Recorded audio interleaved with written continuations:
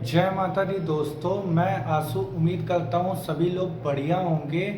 दोस्तों, सावन के महीने का हमारे सनातन धर्म में अपना अलग महत्व है। सावन का महीना भगवान भोलेनाथ को और माता पार्वती को समर्पित है। जो भी लोग सावन के महीने में माता पार्वती की और भोलेनाथ की आराधना करते हैं, पूरी श्रद्धा के साथ, पूरी निष्ठा के साथ, पूरे भक्ति भाव के साथ, भगवान उनकी सारी मनोकामना पूरी करते हैं। दोस्तों, इस वीडियो में हम लोग जानेंगे कि इस वर्ष 2025 में सावन का महीना कब से कब तक है। इस वर्ष सावन के महीने में कितने सोमवार व्रत पड़ेंगे, सावन के महीने में कितने मंगला गौरी व्रत पड़ेंगे। साथ ही साथ हम लोग जानेंगे कौन कौन से दिन हैं, कौन से शुभ मुहूर्त हैं जिस समय हम लोग भगवान भोलेनाथ का रुद्राभिषेक, उनका जलाभिषेक कर सकते हैं। और साथ ही साथ हम लोग जानेंगे कि गृहस्थ जन भी कैसे घर में ही रहकर भगवान भोलेनाथ की और माता पार्वती की पूजा अर्चना, उनकी आराधना कर सकते हैं। सबसे पहले हम लोग बात करते हैं कि सावन का महीना कब से कब तक है। तो सावन के महीने की प्रतिपदा तिथि का आरंभ 11 जुलाई को रात्रि 2:08 से होगा और इस तिथि का समापन 12 जुलाई को रात्रि 2:09 पर होगा।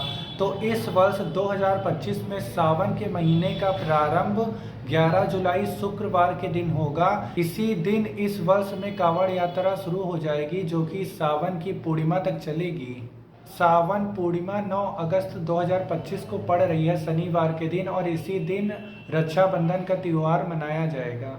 अब अगर बात करें इस वर्ष सावन में कितने सोमवार पड़ेंगे, तो इस वर्ष सावन में 4 सोमवार होंगे और 4 बार सोमवार का व्रत रखा जाएगा। पहला सोमवार का जो व्रत होगा वो 14 जुलाई को होगा। दूसरा सोमवार का जो व्रत होगा वो 21 जुलाई को होगा। तीसरा सोमवार का व्रत 28 जुलाई को होगा और आखिरी जो सोमवार का व्रत जो कि सावन के महीने में रखा जाएगा वो 4 अगस्त को रखा जाएगा।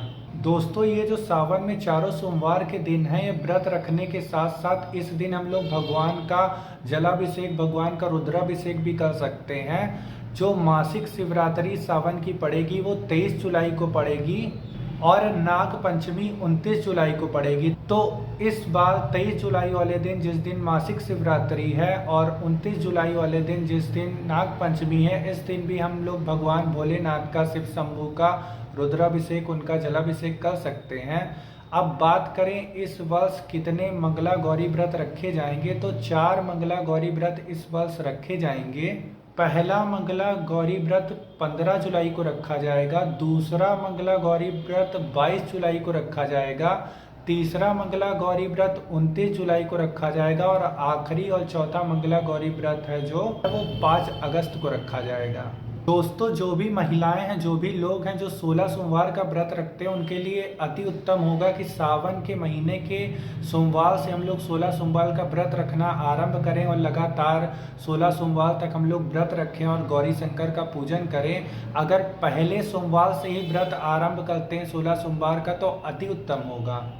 अब अगर बात करें गृहस्थजन कैसे घर में ही रह के गौरी शंकर की पूजा अर्चना, उनकी वंदना कर सकते हैं, तो सबसे पहले जिस दिन से सावन का महीना प्रारंभ हो रहा है यानी 11 जुलाई से, उस समय से हम लोग प्रातः काल में ब्रह्म मुहूर्त में सुबह जल्दी उठकर स्नान करने के बाद पूर्व दिशा की ओर सूर्य देव को 1 लोटा तांबे के लोटे में जल अर्पित करने के बाद अपने पूजा गृह में जाके पूजा गृह को साफ सुथरा करके वहाँ पे जहाँ पे हम लोग पूजा अर्चना करते हैं, जहाँ पे भगवान विराजमान है, उनकी हम लोग पूजा अर्चना करते हैं। पूजा गृह को साफ सुथरा करने के बाद, साफ सुथरे वस्त्र धारण करने के बाद हम लोग गौरी शंकर की पूजा अर्चना आरंभ कर सकते हैं।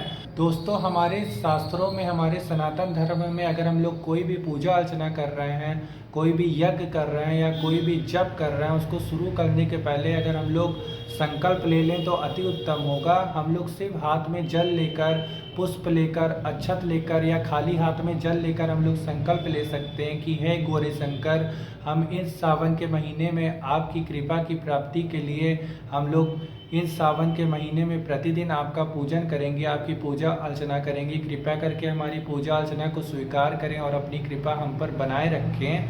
फिर विधि पूर्वक जो भी सामग्री हमारे पास उपलब्ध है उससे हम लोग गौरी शंकर का पूजन करेंगे। रोली हो गया, चंदन हो गया, धूप हो गया, पुष्प हो गया, दीप हो गए, नैवेद्य हो गए, फलाहार का भोग हम लोग लगा सकते हैं। माता गौरी को, माँ गौरा को खीर अर्पित कर सकते हैं। भगवान भोलेनाथ को मौसमी फलों का हम लोग भोग लगा सकते हैं। फिर जो भी सामग्री हम लोग के पास उपलब्ध है उससे विधि पूर्वक पूजा अर्चना करने के बाद, गौरी शंकर की आरती करने के बाद हम लोग प्रसाद को ग्रहण करके अपने दिन की शुरुआत करेंगे। अगर कोई मंत्रों का जाप करना चाहता है तो सबसे उत्तम होगा, एक मंत्र है जिससे दोनों ही माता पार्वती की और शिव शंकर भोलेनाथ की कृपा प्राप्त होगी, वो है सांब सदाशिव। सांब सदाशिव का मतलब होता है माँ अम्बा के साथ भोलेनाथ। तो अगर इस मंत्र का हम लोग जाप कर रहे हैं तो एक ही मंत्र के जाप से हमारे ऊपर माता पार्वती की और भोलेनाथ की कृपा प्राप्त हो सकती है। जब भी कोई भी भक्तजन पूजा अर्चना करता है तो वो अपनी तरफ से सर्वश्रेष्ठ देने की कोशिश करता है। वो नहीं चाहता कि उसकी तरफ से कोई भी गलती रह जाए। तो हम लोग पूजा अर्चना कर रहे हैं तो हम लोग ये भी ध्यान दे सकते हैं कि भगवान भोलेनाथ किस चीज़ का ध्यान करते हैं। तो वो सदैव भगवान हरि का, नारायण का, भगवान राम का ध्यान किया करते हैं। तो हम लोग सीताराम का भी जाप कर सकते हैं।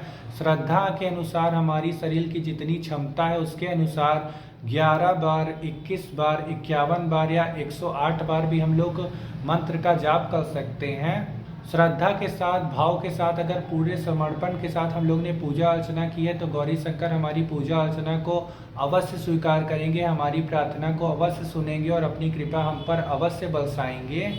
दोस्तों, यही जानकारी थी जो इस वीडियो के माध्यम से मेरे को आप सभी भक्तजनों को देनी थी। फिर मिलते हैं अगली वीडियो में किसी और जानकारी के साथ। आशा करते हैं आपका हर दिन, हर पल मंगलमय हो। गौरी शंकर की कृपा सभी भक्तजनों के ऊपर सदैव बनी रहे। जय माता दी दोस्तों, राधे राधे सभी लोगों को।